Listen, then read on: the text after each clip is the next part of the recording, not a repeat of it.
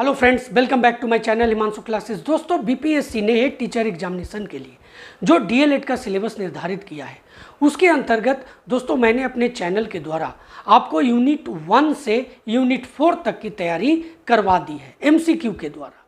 दोस्तों, मैंने इन सभी यूनिट्स का जो एमसीक्यू तैयार किया है वो इस तरह से तैयार किया है कि आपको पूरा डिटेल की भी जानकारी हो जाए। इस तरह का एमसीक्यू आपके बीच में रख रहा हूँ। ऐसा नहीं है कि एक एमसीक्यू यहाँ से उठाया, एक एमसीक्यू वहाँ से उठाया और आपको कन्फ्यूजन हो जाए इस पूरे चैप्टर को समझने का। इसमें मैंने कोशिश किया है कि जो भी चीज़ें मैं आपको बताऊँ वो क्रमबद्ध तरीके से आपके बीच में रखूँ और आपका जो रिएक्शन है, उस जो सकारात्मक रिएक्शन है उसको देख करके लगता है कि मेरा जो ये प्रयास है वो सही दिशा में जा रहा है। दोस्तों, आज इस वीडियो में मैं आपको यूनिट 5 का टॉपिक नंबर 1 से लेकर के टॉपिक नंबर 5 तक का एमसीक्यू आपके बीच में रखने जा रहा हूं। तो दोस्तों चलिए एक एक टॉपिक के एमसीक्यू को ध्यान से देखते हैं। हम लोग देख लेते हैं कि आज हम लोग क्या पढ़ने जा रहे हैं। तो दोस्तों, हेड टीचर एग्जामिनेशन 2022 के अंतर्गत जो इसका डीएलएड सिलेबस है उसमें यूनिट 5 का टॉपिक नंबर 1 to 5 एक बार टॉपिक पर नज़र डालते हैं। पहला जो टॉपिक है विद्यालय संस्कृति के संगठनात्मक पहलू। टॉपिक नंबर 2 है शिक्षा के अधिकार के अंतर्गत विद्यालय व्यवस्था में परिवर्तन। टॉपिक नंबर 3 है समावेशी शिक्षा के अनुरूप विद्यालय संगठन व प्रबंधन। दोस्तों, टॉपिक नंबर 4 है कि कला समेकित शिक्षा के माध्यम से विद्यालय परिवेश एवं कक्षीय शिक्षण में बदलाव। और टॉपिक नंबर 5 है कक्ष शिक्षण की प्रकृति। टाइप क्या है?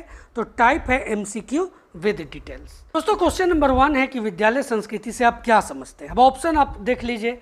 यह सामाजिक दक्षताओं और कौशल को संदर्भित करता है, बी कहता है। यह विश्वासों, धारणाओं, संबंधों, दृष्टिकोण, लिखित और अलिखित नियमों को संदर्भित करता है। वहीं ऑप्शन सी है कि यह उन संसाधनों और सूचनाओं को संदर्भित करता है जो छात्र को सामाजिक रूप से सक्षम होने में मदद करता है। ऑप्शन डी है कि यह विद्यालय में सहकर्मी के साथ बातचीत को संदर्भित करता है। यह इन सभी है या इनमें से कोई नहीं, ये ऑप्शन नंबर 5 है। लेकिन यहाँ पर जो सही जवाब है वो ऑप्शन नंबर बी है कि विद्यालय संस्कृति से आप क्या समझते हैं। इसके अंतर्गत यह विश्वासों, धारणाओं, संबंधों, दृष्टिकोण, लिखित और अलिखित नियमों को संदर्भित करता है। अब थोड़ा सा इसका आशय समझ लेते हैं विद्यालय संस्कृति का। तो देखिए, कहता है कि विद्यालय संस्कृति का आशय उन विश्वासों, धारणाओं, संबंधों, दृष्टिकोणों और लिखित और अलिखित नियमों से है जो सभी पहलुओं में विद्यालय के कार्यों को प्रभावित और आकार देते हैं। यह एक शांत और व्यवस्थित वातावरण के साथ मानदंडों, विश्वासों और मान्यताओं का समूह है जो सार्थक अधिगम के लिए सीखने की क्षमता को बढ़ाता है। तो दोस्तों, ये है विद्यालय संस्कृति का आशय। तो ये आपको नोट कर लेना चाहिए, इससे आपको पूरा विद्यालय संस्कृति समझ में आ जाएगा। अब चलिए आगे बढ़ते हैं। क्वेश्चन नंबर 2 है कि सकारात्मक विद्यालय संस्कृति को मोटे तौर पर निम्न में से किसे या किन्हें शामिल करके परिभाषित किया जा सकता है। तो यहाँ पर देखिए, ऑप्शन के अनुसार हम लोग एक एक ऑप्शन को पढ़ते हैं। ध्यान दीजिए, क्वेश्चन एक बार फिर मैं आपको बता रहा हूँ। सकारात्मक विद्यालय संस्कृति को मोटे तौर पर इनमें से किसे या किन्हें शामिल करके परिभाषित किया जा सकता है।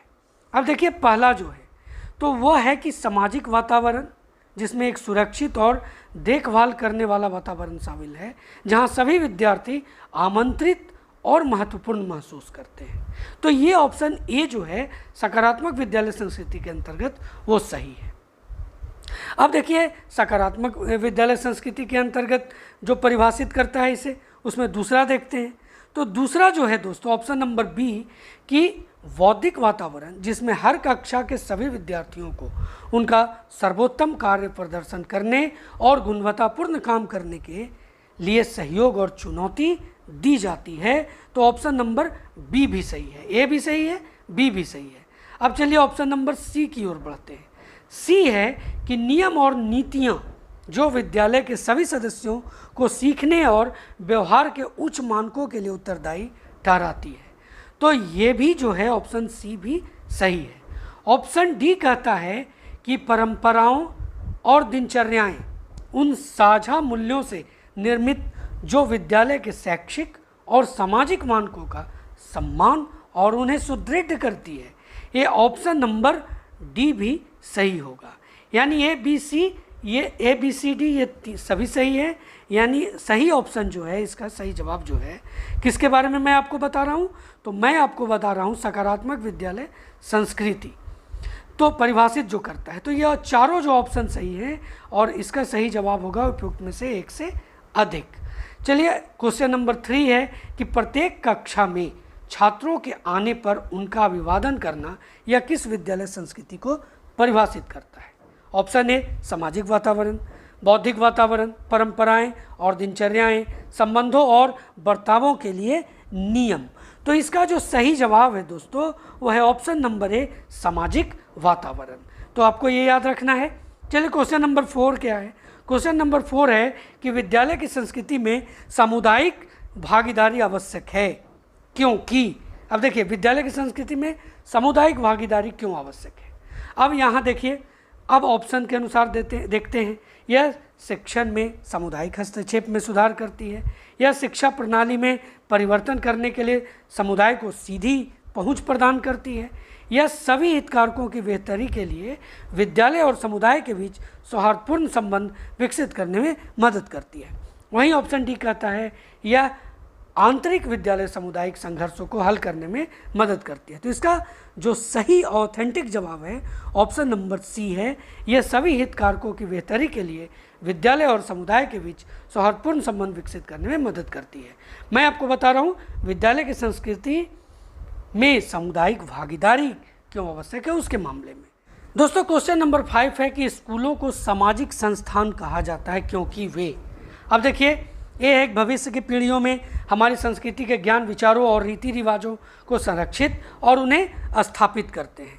तो ऑप्शन ए भी सही है। समाज द्वारा स्थापित विद्यालय होता है, बिल्कुल।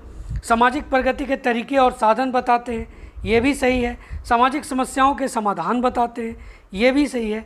तो सही जवाब है ऑप्शन ई, एक से अधिक। चलिए आगे बढ़ते हैं। विद्यालय की संरचना हेतु निर्माण संबंधी कितनी योजनाएं प्रचलित हैं? अब देखिए जो यहाँ पर ऑप्शन क्वेश्चन नंबर 6 है उसका जो ऑप्शन है उसमें जो सही जवाब है 6 का वो है ऑप्शन नंबर ए 2। यानी कि विद्यालय की संरचना हेतु निर्माण संबंधी 2 योजनाएं प्रचलित हैं। अब इन दोनों योजनाओं के बारे में जानते हैं।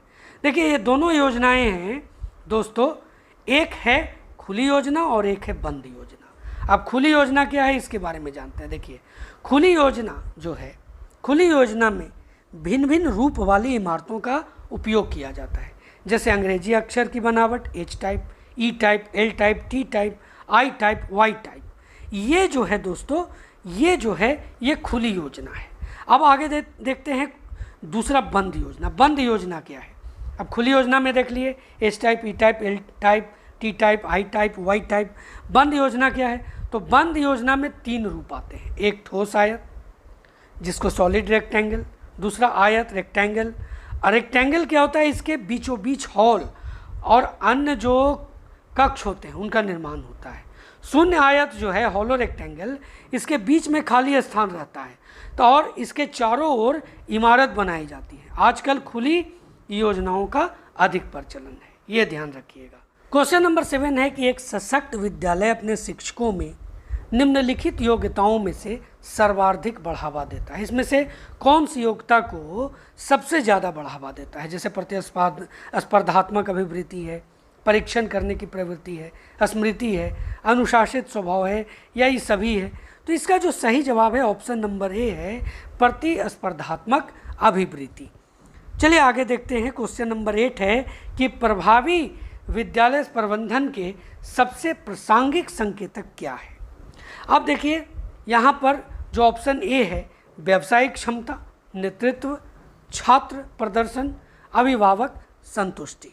ऑप्शन बी जो है व्यावसायिक क्षमता, संचार, टीम का कार्य, सामुदायिक भागीदारी। सी है व्यावसायिक क्षमता, नेतृत्व, टीम का कार्य, शिक्षक प्रदर्शन। वहीं डी है व्यावसायिक क्षमता, व्यक्तिगत विकास, टीम का कार्य, पारस्परिक संबंध। तो प्रभावी विद्यालय प्रबंधन का सबसे जो प्रासंगिक संकेतक है वो है ऑप्शन नंबर ए, वो है व्यावसायिक क्षमता। ध्यान दीजिए, व्यावसायिक क्षमता, नेतृत्व, छात्र प्रदर्शन और अभिभावक संतुष्टि। ये जो सबसे प्रासंगिक संकेतक है प्रभावी विद्यालय का वो यही है। अब देखिए, विद्यालय प्रबंधन न केवल मानव संसाधनों, भौतिक स्रोतों, सिद्धांतों और अवधारणाओं के इष्टतम उपयोग के माध्यम से स्कूल को विकास की ओर ले जाने की एक प्रक्रिया है। ध्यान दीजिएगा, नोट करिएगा इसे, जो स्कूल के सभी उद्देश्यों को प्राप्त करने में मदद करता है, बल्कि उन सभी के बीच उचित समन्वय और समायोजन भी करता है। अब देखिए, तो समझ गए आप कि विद्यालय प्रबंधन क्या करता है। ये न केवल मानव संसाधनों, भौतिक स्रोतों, सिद्धांतों और अवधारणाओं के इष्टतम उपयोग के माध्यम से स्कूल को विकास की ओर ले जाने की एक प्रक्रिया है जो स्कूल के सभी उद्देश्यों को प्राप्त करने में मदद करता है, बल्कि मैं दोहरा रहा हूँ इस चीज़ को, उन सभी के बीच उचित समन्वय और समायोजन भी करता है। सबके बीच क्या समन्वय स्थापित करता है, समायोजन करता है। अब देखिए, कुशल विद्यालय प्रशासन के सबसे महत्वपूर्ण संकेतकों में मजबूत नेतृत्व, अनुशासन, पर्यावरण, शिक्षण और अधिगम कौशल आदि शामिल है। कुशल विद्यालय प्रशासन सबसे महत्वपूर्ण संकेतकों में देखिए, प्रकृति भ्रमण शिविरों का आयोजन करके। अब कैसे किया जा सकता है इसको, ये जो जितना भी आप जो देख रहे हैं संकेतकों में मजबूत नेतृत्व, अनुशासन है, पर्यावरण है, शिक्षण है, अधिगम कौशल है, इस सबको शामिल किया गया। तो कैसे, तो प्रकृति भ्रमण शिविरों का जब आयोजन होगा तो ये सभी चीज़ें सामने आएंगी। अब क्वेश्चन 9 है, देखिए 9, बच्चों को परावैंगनी विकिरण से कैसे बचाया जाना चाहिए। बहुत ही महत्वपूर्ण क्वेश्चन है। अब इसमें आप देखिए ऑप्शन है, छात्रों को मैदान में ले जा करके, अब ये तो कोई सही जवाब नहीं हुआ। प्रकृति भ्रमण शिविरों का आयोजन करके, ये भी नहीं। कक्षा में हवा के उचित प्रबंधन द्वारा, अब परावैंगनिक किरणों से इससे तो बचाव नहीं हो सकता। स्कूल मैदान के चारों ओर छायादार पेड़ लगाकर, ये सही जवाब है। ऑप्शन नंबर डी इसका सही जवाब है। दोस्तों, अब क्वेश्चन नंबर 10 क्या कहता है, देखिए, शिक्षा बचपन से ही जीवन की समूची प्रक्रिया को समझने में सहायता करने की क्रिया है। यह कथन किसका है, John Dewey, John Locke, Maria Montessori या जिद्दू कृष्णमूर्ति। तो इसका सही जवाब ऑप्शन नंबर डी है, जिद्दू कृष्णमूर्ति का है ये कथन कि शिक्षा बचपन से ही जीवन की समूची प्रक्रिया को समझने में सहायता करने की क्रिया है। याद रखेंगे ये बातों को। अब चलिए आगे बढ़ते हैं, क्वेश्चन नंबर 11। तो विद्यालय संगठन में मिलकर कार्य करते हैं शिक्षक, छात्र, परिनिरीक्षक। ऑप्शन डी है कि विद्यालय से संबंधित अन्य व्यक्ति। तो 11 का जो सही जवाब है दोस्तों, ये सही जवाब है ऑप्शन नंबर ई, यानी ए से डी तक ये सभी इसके अंतर्गत आएंगे। विद्यालय संगठन में जो मिलकर के कार्य करते हैं ये सभी हैं, ये सभी हैं। चलिए आगे है विद्यालय संगठन से क्या आशय है। अब हम लोगों ने यहाँ पर देखा कि विद्यालय संगठन में क्या मिलकर के कार्य करते, कौन कौन मिलकर के कार्य करते हैं। तो अब इसका आशय क्या है, विद्यालय संगठन क्या है ये जान लेते हैं। तो देखिए, विद्यालय संगठन वह संरचना है, ध्यान दीजिएगा, विद्यालय संगठन वह संरचना है जिसमें शिक्षक, छात्र, परिनिरीक्षक एवं अन्य व्यक्ति विद्यालय के कार्यों को चलाने के लिए मिलकर कार्य करते हैं। वास्तव में शैक्षिक उद्देश्यों की प्राप्ति के लिए समस्त उपलब्ध भौतिक और मानवीय तत्वों की समुचित व्यवस्था करना ही विद्यालय का संगठन कहलाता है। देखिए, इसके अंतर्गत शिक्षकों की व्यवस्था, समय सारणी, बैठने की व्यवस्था तथा कक्षा अध्यापक की जो न्यूनतम आवश्यकताएं होती हैं उनकी व्यवस्था आदि की जाती है। तो यह भी एक क्वेश्चन यहाँ पर भी बनता है। अब चलिए 12 है कि संविधान के किस अनुच्छेद द्वारा शिक्षा के अधिकार को प्रभावी बनाया गया है। संविधान के किस संशोधन के द्वारा। तो 12 का सही जवाब है दोस्तों, ये है 86वां संशोधन, 86वां संवैधानिक संशोधन 2002 है इसका ईस्वी, जिसमें शिक्षा के अधिकार को प्रभावी बनाया गया है। अब देखिए, दिसंबर 2002 अनुच्छेद 21 से भाग 3 के अंतर्गत है के माध्यम से 86वें संशोधन विधेयक में 6 से 14 साल के सभी बच्चों को मुफ्त और अनिवार्य शिक्षा के अधिकार का मौलिक अधिकार प्राप्त है। अभी आपको याद रखना है कब, दिसंबर 2002, अनुच्छेद 21 का भाग 3 है। कौन सा संविधान संशोधन है? तो 86वें संविधान संशोधन में। किस उम्र के बालकों के लिए? तो 6 से 14 उम्र के सभी बच्चों के मुफ्त और अनिवार्य शिक्षा का अधिकार को मौलिक अधिकार बनाया गया है। तो देखिए अब है क्वेश्चन नंबर 13 है कि शिक्षा का अधिकार अधिनियम 2009 लागू करने का उद्देश्य था। तो 13 का जो सही जवाब है वो ऑप्शन नंबर बी है, छात्रों को गुणवत्तापूर्ण शिक्षा उपलब्ध कराने के लिए शिक्षा का अधिकार अधिनियम 2009 लागू करने का उद्देश्य था। अब चलिए 14 है कि RT act, right to education act 2009 देश में कब लागू हुआ? तो दोस्तों इसका जो सही जवाब मैं आपको बता देता हूँ, 1 अप्रैल 2010, यानी 14 का जो सही जवाब है वो ऑप्शन नंबर सी है। अब देखिए 15 है कि एक शैक्षिक वर्ष में RT अधिनियम के तहत स्कूल में प्राथमिक शिक्षकों के लिए कितने कार्य दिवस अनिवार्य हैं? बहुत ही महत्वपूर्ण ये क्वेश्चन है। अब 15 का जो सही जवाब है वो है ऑप्शन नंबर बी। अब देखिए ये किसके लिए है 200 दिन?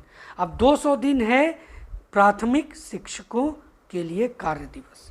अब वहीं पर उच्च प्राथमिक शिक्षकों के लिए जो समय है वो 220 दिन जो है वो निर्धारित है। दोस्तों ये आपको याद रखना है, 220 दिन, ये बातें आपको दिमाग में रखनी है।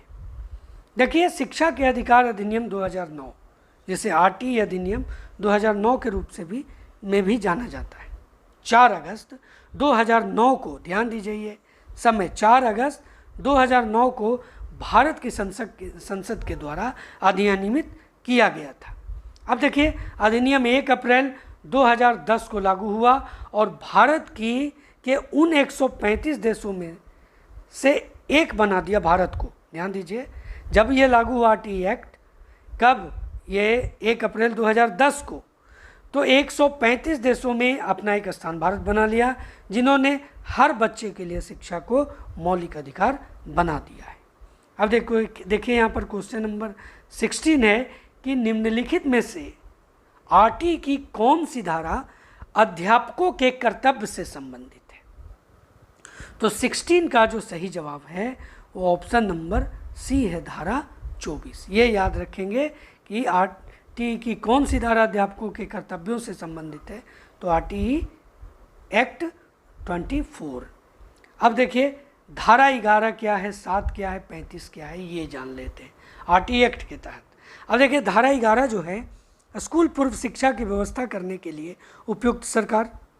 धारा 7 है कि वित्तीय और अन्य उत्तरदायित्वों को साझा करना।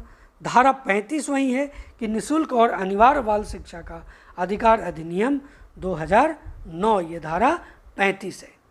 अब देखिए 17 है क्वेश्चन यहाँ पर कि RT के किस धारा में यह बताया गया है कि बच्चे को शारीरिक दंड देना, प्रताड़ित करना अपराध है, इसे मतलब अपराध माना गया है। ये है क्वेश्चन। तो क्वेश्चन को सुधार करके मैं आपको बता रहा हूँ। तो 17 का जो सही जवाब है दोस्तों वह है ऑप्शन नंबर सी, धारा 17। अब आगे बढ़ते हैं। 18 है कि पहली से 5वीं कक्षा के लिए यदि एक कक्षा में 61 से 90 छात्रों के बीच प्रवेश होता है तो शिक्षा के अधिकार अधिनियम 2009 के अनुसार कितने शिक्षकों की आवश्यकता है? तो 18 का जो सही जवाब है वो है ऑप्शन नंबर बी, 3। यानी कि पहली से 5वीं कक्षा के लिए अगर 61 से 90 छात्र हैं, प्रवेश ले लेते हैं, तो शिक्षा का अधिकार अधिनियम 2009 के अनुसार कितना शिक्षक चाहिए? तो 3 शिक्षक चाहिए। दोस्तों क्वेश्चन नंबर 19 है कि RT अधिनियम 2009 के तहत अधिनियम में विकलांग बच्चों का अधिकार सुनिश्चित है। कितना? ये समय जो है, ड्यूरेशन जो है ये, और साथ ही साथ बहुत से यहाँ पर ऑप्शन है, उसको देख लेते हैं। तो 19 देख लेते हैं ध्यान से। 6 से 18 वर्ष तक निःशुल्क शिक्षा प्रदान करना। तो देखिए RT अधिनियम 2009 तक 18 किसके लिए है? ऐसे 6 से 14 है, 18 विकलांग बच्चों के लिए। अब देखिए, सामान्य स्कूलों में इनके एकीकरण को बढ़ावा देना, इन्हें अन्य बच्चों के साथ मुख्य धारा में लाना, एक उपयुक्त वातावरण में विशेष प्रशिक्षण के रूप में उन्हें सुविधा प्रदान करना, इनमें से कोई नहीं या एक से अधिक। तो दोस्तों क्वेश्चन नंबर 19 का जो सही जवाब है वो ऑप्शन नंबर ई है, एक से अधिक। क्वेश्चन नंबर 20 है कि आरटी अधिनियम 2009 के अनुसार शिक्षकों के लिए प्रति सप्ताह काल के घंटे क्या है। अब यहाँ पर देख लीजिए, इसका जो सही जवाब है वो सी है, 45 घंटे। दोस्तों क्वेश्चन नंबर 21 है। देखिए, मैं यहाँ पर आपको बता दूँ कि 60 क्वेश्चंस का ये एमसीक्यू है और जहाँ जहाँ ज़रूरत है वहाँ मैं आपको डिटेल भी बता रहा हूँ, इसलिए पूरा वीडियो देखें, स्किप ना करें, क्योंकि बहुत सारी जानकारी आपको मिलने जा रही है। देखिए, कक्षा द्वितीय में से स्कूल छोड़ने वाले एक 13 वर्षीय छात्र को आरटी अधिनियम 2009 के अनुसार किस कक्षा में दाखिला लेना होगा। अब 2 क्लास के बाद वो छात्र जो है वो विद्यालय छोड़ दिया है, 13 वर्ष में आता है कि मुझे फिर से एडमिशन लेना है। तो इस स्थिति में ऑप्शन डी जो आप देख रहे हैं, यानी ऑप्शन नंबर डी कक्षा 7, ये सही जवाब होगा। उस बच्चे को 7वीं क्लास में एडमिशन लिया जाएगा और उसको विशेष शिक्षा दे करके दोस्तों उसे 7 क्लास के अनुकूल शिक्षा दी जाएगी, उसे बेहतर करने का प्रयास किया जाएगा। ये आरटी अधिनियम 2009 के तहत मैं आपको बता रहा हूँ। देखिए, धारा 4 वर्णन करती है कि 6 वर्ष से अधिक आयु के बच्चों को किसी भी स्कूल में प्रवेश नहीं दिया जाए या यद्यपि उसकी प्रारंभिक शिक्षा पूरी नहीं की गई है, यहाँ दिया जाए लिख देंगे आप, दिया जाए तो उसकी आयु के अनुसार कक्षा में प्रवेश दिया जाएगा, ये ध्यान देना है। देखिए 22 है कि आरटी एक्ट 2009 में कितने अध्याय और धाराएं हैं, बहुत ही महत्वपूर्ण है ये क्वेश्चन। तो 22 का जो सही जवाब है वो ऑप्शन नंबर सी है। देखिए, आरटी एक्ट 2009 में 7 अध्याय, 38 धारा और 1 अनुसूची है। फिर से मैं आपको बता दूं, 7 अध्याय, 38 धारा और 1 अनुसूची। 22 कंप्लीट हो गया, 23 की ओर बढ़ते हैं। 23 है दोस्तों कि भारत में निःशुल्क एवं अनिवार्य शिक्षा की मांग सर्वप्रथम किसने की। अब देखिए 23 का जो सही जवाब है महात्मा गांधी, बाल गंगाधर तिलक, दादा भाई नौरोजी, गोपाल कृष्ण गोखले। तो इसका सही जवाब है option number D, Gopal Krishna Gokhale ने निःशुल्क और अनिवार्य शिक्षा की मांग सबसे पहले की थी। ये बहुत ही इम्पोर्टेंट है। दोस्तों आगे बढ़ते हैं। 24 है कि प्राथमिक स्तर पर कितने शैक्षिक घंटे निर्धारित किए गए। अब देखिए 24 का जो सही जवाब है वो ऑप्शन नंबर बी है, 800 घंटा। 800 घंटा प्राथमिक स्तर पर शैक्षिक घंटे निर्धारित किए गए। अब देखिए क्वेश्चन नंबर 25 है कि उच्च प्राथमिक स्तर पर कितने शैक्षिक घंटे निर्धारित किए गए, उच्च प्राथमिक स्तर पर। तो 25 का दोस्तों सही जवाब है ऑप्शन नंबर बी, 900 घंटे। यानी उच्च प्राथमिक स्तर पर 900 घंटे शैक्षणिक घंटे जो हैं वो निर्धारित किए गए। दोस्तों अब हम लोग समावेशी शिक्षा का अर्थ क्या होता है ये जानते हैं, बहुत ही महत्वपूर्ण है, आप इसे नोट भी कर लेंगे। देखिए, सामान्य बालकों तथा विशेष आवश्यकता वाले बालकों के मध्य ऐसा तालमेल कायम करना जिससे दोनों प्रकार के बालकों को एक साथ पढ़ाया जा सके। इसी भेदभाव रहित एकीकरण करने और तालमेल को समावेशन की संज्ञा दी गई है। अब देखिए इसका उद्देश्य क्या है, तो इसका उद्देश्य है निःशक्त बालकों को समाज की मुख्य धारा से जोड़ना। समावेशन में विस्तृत अर्थ में क्या, देखिए यहाँ पर अभिभावक, समुदाय, शिक्षा, प्रशासक आदि भी समाविष्ट हो जाते हैं। ये है समावेशी शिक्षा का अर्थ। अब देखिए इसी पर आधारित क्वेश्चन आगे देखते हैं। तो क्वेश्चन है कि समावेशी शिक्षा शब्द का अर्थ है। अब जैसा कि मैंने आपको ऊपर आपको बता दिया, तो इसके अनुसार जो ऑप्शन आप देख रहे हैं उसमें जो सही जवाब है दोस्तों वो ऑप्शन नंबर डी है, सामान्य बच्चों के साथ साथ विकलांग बच्चों की शिक्षा, ये समावेशी शिक्षा के अंतर्गत आता है। क्वेश्चन नंबर 27 है कि एक समावेशी विद्यालय है, ऑप्शन के अनुसार देखिए, विद्यार्थियों की निर्योग्यता के अनुसार उनकी सीखने की आवश्यकताओं को निर्धारित करता है, तो ऑप्शन ए गलत है। विद्यार्थियों की क्षमता की परवाह किए बिना सभी के अधिगम परिणामों को सुधारने के लिए प्रतिबद्ध होता है, ये सही है। शिक्षार्थी के मध्य अंतर करता है और विशेष रूप से सक्षम बच्चों के लिए कम चुनौतीपूर्ण उपलब्धि लक्ष्य निर्धारित करता है, ये भी गलत है। ऑप्शन डी जो है दोस्तों वो है कि विशेष रूप से योग्य शिक्षार्थियों के अधिगम परिणामों को सुधारने के लिए विशिष्ट रूप से प्रतिबद्ध होता है, तो ये भी गलत है। सही ऑप्शन जो है वो बी है कि विद्यार्थियों की क्षमताओं की परवाह किए बिना सभी के अधिगम परिणामों को सुधारने के लिए प्रतिबद्ध होता है। अब आगे बढ़ते हैं, देखिए 28 है कि विद्यालयों में समावेशन मुख्यतः केंद्रित होता है। अब 28 देख रहे हैं यहाँ पर, इसमें पहला ऑप्शन देखते हैं, ध्यान दीजिए क्वेश्चन फिर से आपको मैं बता रहा हूँ, विद्यालयों में समावेशन मुख्यतः केंद्रित होता है, यह है विशिष्ट श्रेणी वाले बच्चों के लिए सूक्ष्माति सूक्ष्म प्रावधानों के निर्माण पर, तो ये बिल्कुल सही जवाब है। केवल निर्योग्य छात्रों की आवश्यकता के पूर्ण करने पर नहीं होगा, संपूर्ण कक्षा की कीमत पर निर्योग्य बच्चों के आवश्यकताओं को पूरा करने पर यह भी नहीं होगा। अब यह है कि विद्यालय में निरक्षर अभिभावकों की शैक्षिक आवश्यकताओं पर, तो ऑप्शन नंबर डी भी नहीं होगा, सही जवाब होगा ऑप्शन नंबर ए। 29 है कि समावेशी शिक्षा के पीछे मूल आधार यह है कि, अब 29 का दोस्तों जो सही जवाब है, देखिए समावेशी शिक्षा के मूल आधार क्या है।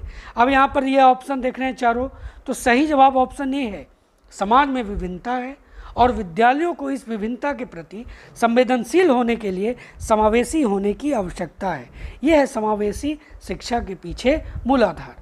अब आगे देखिए 30 है कि समावेशी शिक्षा में UDL का अर्थ है, ध्यान दीजिए, यू समावेशी शिक्षा में UDL, तो दोस्तों 30 का जो सही जवाब है वो ऑप्शन नंबर सी है, यूनिवर्सल डिज़ाइन फॉर लर्निंग। ये आपको याद रखना है, UDL का full form universal design for learning, समावेशी शिक्षा के अंतर्गत आता है UDL। 31 है कि समावेशी कक्षा में पढ़ाने के लिए सबसे अच्छी विधि कौन सी है। अब ये देखिए यहाँ पर ऑप्शन ए है प्रदर्शन विधि, बी है सामर्थ्य समूह विधि, सी है व्याख्यान विधि, डी है सहयोगी शिक्षण विधि, तो और इनमें से कोई नहीं, एक से अधिक। 31 का जो सही जवाब है वो है ऑप्शन नंबर डी, सहयोगी शिक्षण विधि। देखिए education of all in schools for all, ये किसके लिए एक टैगलाइन हो सकती है।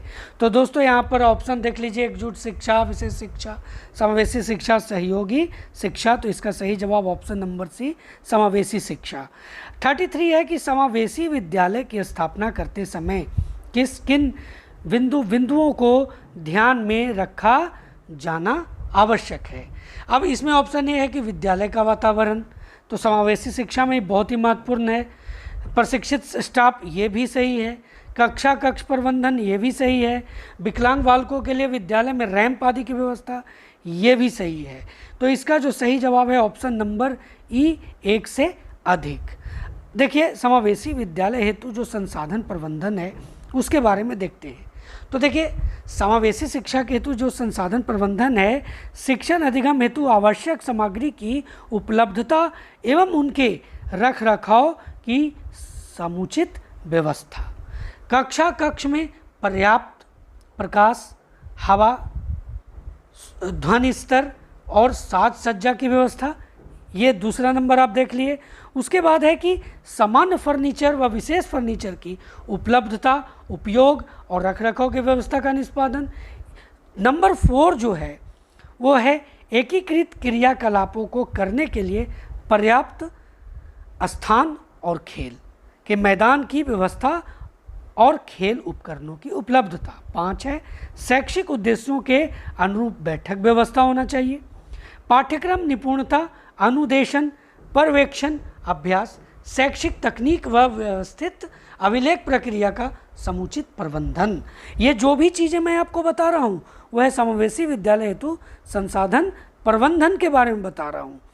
अब देखिए उसके बाद है कि शैक्षिक तकनीक के उपकरणों की विद्यालय में उपलब्धता व उपयोग, समय सारणी तथा वार्षिक क्रियाकलापों के निष्पादन हेतु एक कैलेंडर का निर्माण और अनुपालन। अब 34 क्वेश्चन है कि समावेशी शिक्षा के अंतर्गत स्थिर और घूर्णन शिक्षा में शिक्षक की भूमिका होती है। देखिए क्वेश्चन को समझिए, समावेशी शिक्षा के अंतर्गत स्थिर और घूर्णन शिक्षा, एक स्थिर शिक्षा एक घूर्णन शिक्षा में शिक्षक की भूमिका होती है, दोनों के ऊपर बात हो रहा है। तो 34 का जो सही जवाब है दोस्तों ऑप्शन नंबर बी है। मुख्य शिक्षक क्या करेगा? शिक्षण कार्य करता है। और दूसरा जो विशेष शिक्षक है, विशेष शिक्षक कौन हुआ? जिसे ट्रेंड किया गया है विकलांग शिक्षकों के लिए, उस तरह विशेष आवश्यकता वाले बच्चों के लिए। तो दूसरा जो विशेष शिक्षक है दूसरे दलों पर इसकी जांच करता है। बाकी सभी ऑप्शन नहीं होंगे यहाँ पर। सही ऑप्शन यही है कि मुख्य शिक्षक शिक्षण कार्य करता है और दूसरा विशेष शिक्षक दूसरे दलों पर इसी की जांच करता है।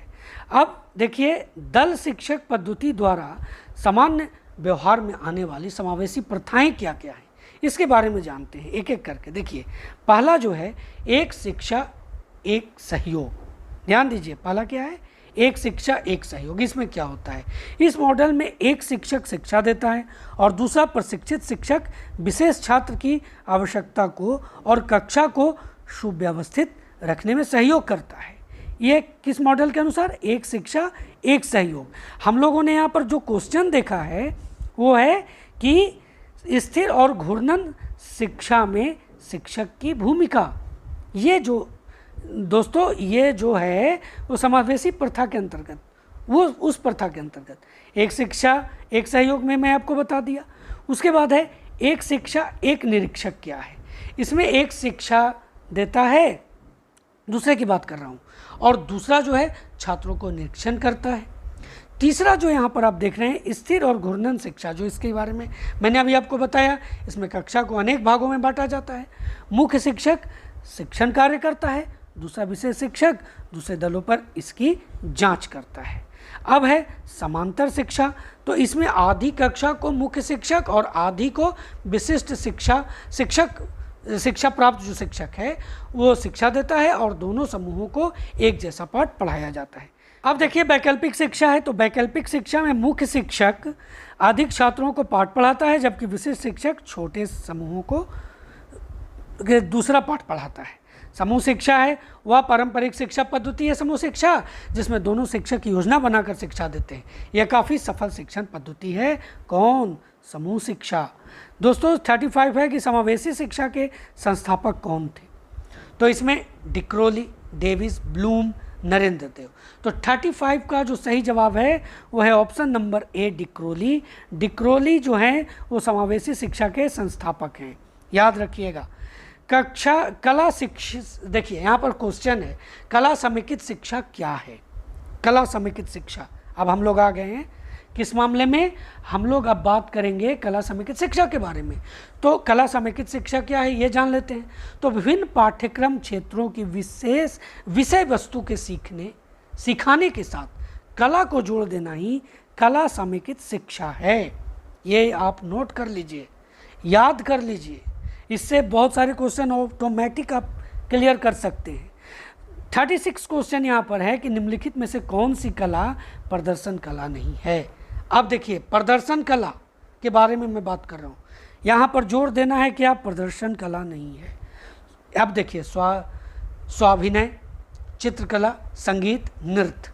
अब इसमें जो प्रदर्शन कला है उसके अंतर्गत ऑप्शन बी सही है, ये प्रदर्शन कला नहीं है, चित्रकला नहीं है, बाकी सभी प्रदर्शन कला हैं। आगे देखते हैं कला समेकित गतिविधि इनमें से किस सिद्धांत पर आधारित है? अब कला समेकित गतिविधि 37 का जो सही जवाब है दोस्तों वो ऑप्शन नंबर ए है, यानी अनुभव आधारित अधिगम जो है वो कला समेकित गतिविधियां इस सिद्धांत पर आधारित है। किस सिद्धांत पर? अनुभव आधारित अधिनियम सिद्धांत पर। अब देखिए 38 है कि विशेष जरूरत वाले बच्चों को निम्न में से किसके माध्यम से आनंददायी अधिगम में लगाया जा सकता है? तो 38 का ऑप्शन नंबर सी सही जवाब होगा, कला समेकित शिक्षा। इसमें क्या होगा, विशेष जरूरत वाले जो बच्चे हैं उनको अगर कला समेकित शिक्षा के माध्यम से अगर उनको कार्य देंगे तो उनके लिए आनंदमयी अधिगम होगा और वो बेहतर तरीके से कार्य कर सकेंगे।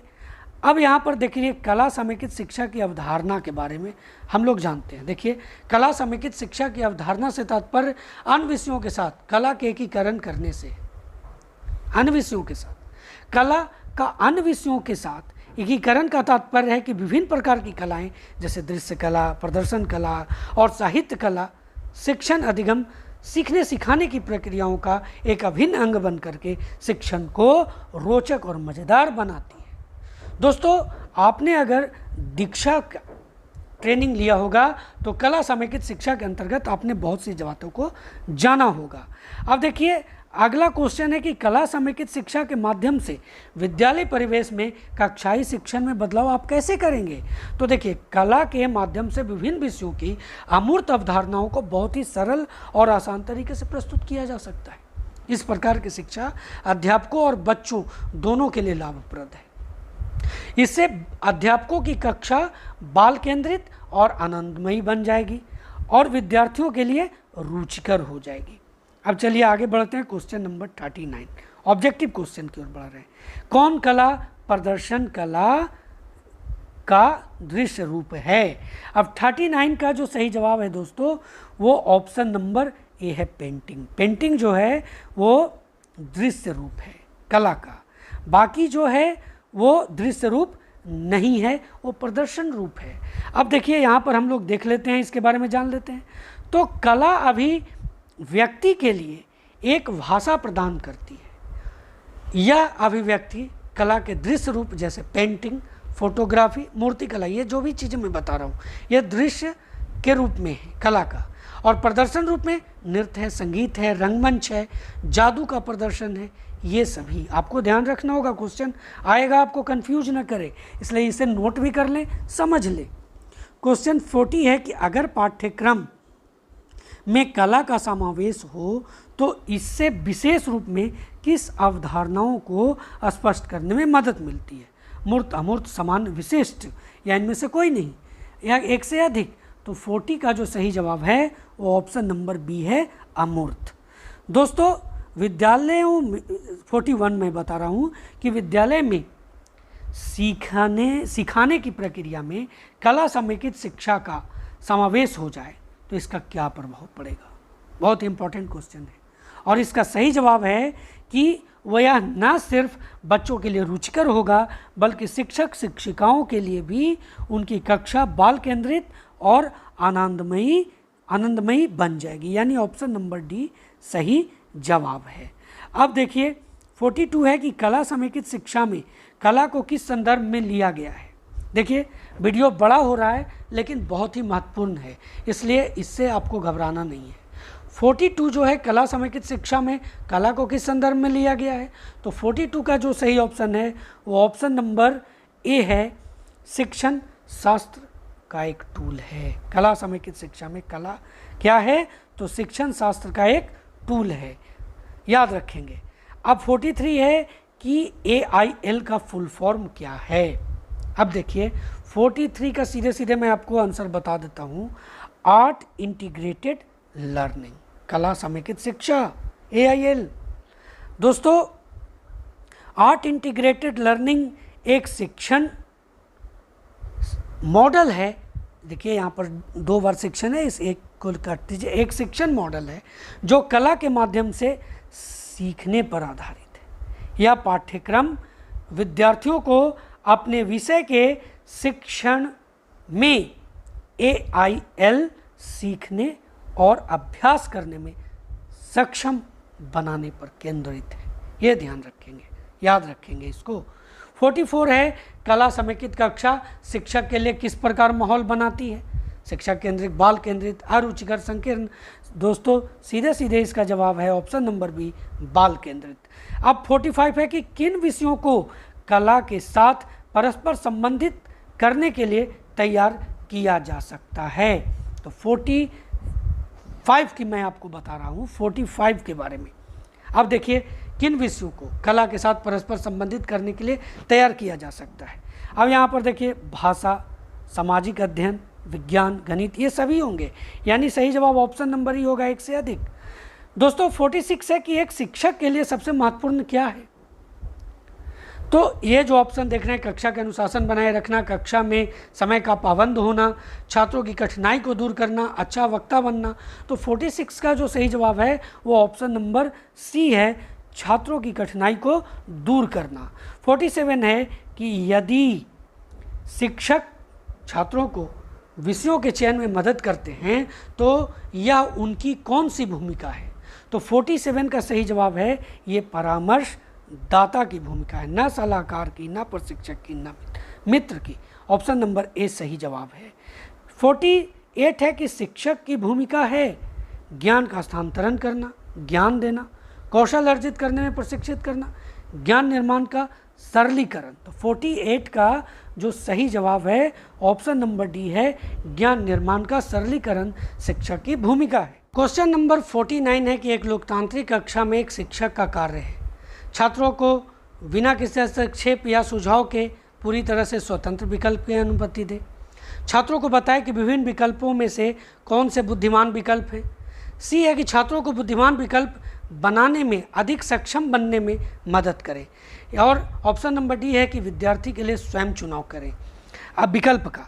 तो लेकिन जो सही जवाब है यहाँ पर ऑप्शन नंबर सी होगा। अब इसके बारे में थोड़ी जानकारी देखिए कहता है कि लोकतांत्रिक कक्षा कक्ष एक तरह का सीखने का माहौल है जहाँ बच्चों की आवाज़ सुनी जाती है और बाल केंद्रित शिक्षा शास्त्र का अभ्यास किया जाता है। शिक्षण अधिगम प्रक्रिया को शिक्षक और शिक्षार्थी दोनों द्वारा क्रियान्वित किया जाता है। वे एक सहयोगी तरीके से शिक्षण अधिगम गतिविधि की योजना बनाते हैं। वे कक्षा कक्ष में शिक्षण अधिगम गतिविधि, ध्यान दीजिए, शिक्षण अधिगम गतिविधियों के लिए नियम और प्रक्रियाएं तय करते हैं। क्वेश्चन नंबर 50 है कि एक उत्तम कक्षा कक्ष शिक्षक, ध्यान दीजिए ऑप्शन ए, 50 का मैं बात कर रहा हूँ, छात्रों की प्राकृतिक जिज्ञासा का पोषण करता है। एक उत्तम कक्षा कक्ष शिक्षक छात्रों को ही प्राकृतिक जिज्ञासा का पोषण करता है। तो ऑप्शन नंबर ए सही है। छात्रों को पारस्परिक संवाद को प्रोत्साहित करता है, ये भी सही है। छात्रों को वास्तविक वैश्विक परिस्थितियों में सम्मिलित करता है, ये भी सही है। छात्रों को लोकतांत्रिक माहौल प्रदान करता है, ये भी सही है। यानी ऑप्शन नंबर ई, एक से अधिक इसका जवाब होगा। 51 है कि कक्षा को अनुशासित करने का मुख्य लक्ष्य विकसित करना है। 51 जो है दोस्तों, अब देखिए इसमें जो सही जवाब है वो विद्यार्थियों में आत्म अनुशासन, यानी कक्षा को अनुशासित करने का जो मुख्य लक्ष्य विकसित करना है। अब देखिए ऑप्शन ए है पठन पाठन को अनुकूल वातावरण, विद्यार्थियों का उचित आचरण, कक्षा में शांति एवं व्यवस्था। लेकिन जो सही जवाब है ऑप्शन नंबर डी, विद्यार्थियों में आत्म अनुशासन। 52 है कि शिक्षण की किस विधि को हेयोरिस्टिक विधि के नाम से भी जाना जाता है। तो 52 का सही जवाब है ऑप्शन नंबर ए, खोज विधि को हेयोरिस्टिक विधि के नाम से भी जानते हैं। क्या है ये जान लेते हैं। देखिए हेयोरिस्टिक विधि H.E. आर्मस्ट्रॉन्ग द्वारा खोजा गया। तो एक चीज जान लिया आपने कि हेयोरिस्टिक विधि का खोजकर्ता कौन है, तो ये है H.E. आर्मस्ट्रॉन्ग। शिक्षण की इस पद्धति में खोजकर्ता की ऊंचाई में छात्रों को यथासंभव शामिल करना शामिल है। इस विधि को खोज विधि का नाम भी दिया जा सकता है। इसमें केवल चीज़ों के बारे में बताए जाने के बजाय पता लगाना शामिल है। 53 है कि अधिगम की आगमनात्मक विधि क्या है। अब देखिए यहाँ पर 53 जो क्वेश्चन आप देख रहे हैं ये क्या है ये जानते हैं। तो 53 जो है दोस्तों उसका जो सही जवाब है ऑप्शन नंबर ए है। इस विधि में शिक्षार्थी समान और भिन्न प्रकृति की विशेष वस्तुओं को देखता है। किस मामले? अधिगम की आगमनात्मक विधि, मैं सब अभी आपको बताऊंगा। देखिए इस विधि में क्या होता है, शिक्षार्थी समान और भिन्न प्रकृति की विशेष वस्तुओं को देखता है और उनका विश्लेषण करता है और सामान्य सत्य तक पहुंचने का प्रयास करता है। तो ये है आगमनात्मक विधि। अब देखिए इसमें यहाँ पर आगमनात्मक विधि को मैं आपको बता दूं कि इस विधि में शिक्षार्थी समान और भिन्न प्रकृति की विशेष वस्तुओं को देखता है और उनका विश्लेषण करता है और सामान्य सत्य तक पहुंचने का प्रयास करता है, मैंने अभी बताया। दूसरा है निगमनात्मक विधि। इस विधि में किसी समस्या पर नियम, सिद्धांत या सामान्यीकरण लागू किया जाता है और अनुमान लगाया जाता है कि समस्या ऐसे नियम, सिद्धांत या सामान्यीकरण के अंतर्गत आता है। मतलब जहाँ पर नियम, सिद्धांत, सामान्यीकरण की बात आ जाए तो वो निगमनात्मक विधि हो गया, और जहाँ पर भिन्न प्रकृति के विशेष वस्तुओं को देखना, उनका विश्लेषण करना आ जाए तो वो आगमनात्मक विधि हो गया। ये समझ लेना है। अब 54 है कि शिक्षण अधिक प्रभावी हो जाता है यदि। 54 का जो सही जवाब है दोस्तों ये है कि छात्र केंद्रित अनुदेशन और अंतःक्रियात्मक विधियों का उपयोग किया जाए तो शिक्षण अधिक प्रभावी हो जाता है, बाकी ऑप्शन नहीं होंगे। अब देखिए 55 है कि कक्षा 3 के विद्यार्थियों के लिए निम्न में से कौन सा शिक्षण का सबसे अच्छा तरीका? व्याख्यान, सृजनात्मक क्रियाकलाप, समूह वार्तालाप, प्रयोगशाला विधि। तो इसका 55 का जो सही जवाब है वो ऑप्शन नंबर बी होगा, सृजनात्मक क्रियाकलाप। ये कक्षा 3 के विद्यार्थियों के लिए सबसे अच्छा शिक्षण का तरीका है। 56 है कि बच्चों के अधिगम अंतराल को पहचानना और उन्हें समझना क्या कहलाता है? समूह शिक्षण, चिंतनशील शिक्षण, उपचारात्मक शिक्षण, पुनः शिक्षण।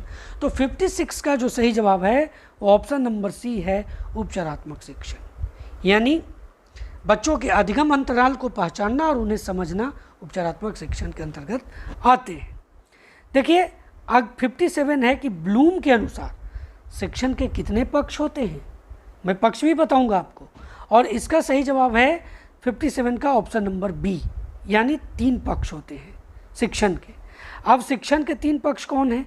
तो शिक्षण उद्देश्य, सीखने के अनुभव और व्यवहार परिवर्तन, यह शिक्षण के 3 पक्ष हैं।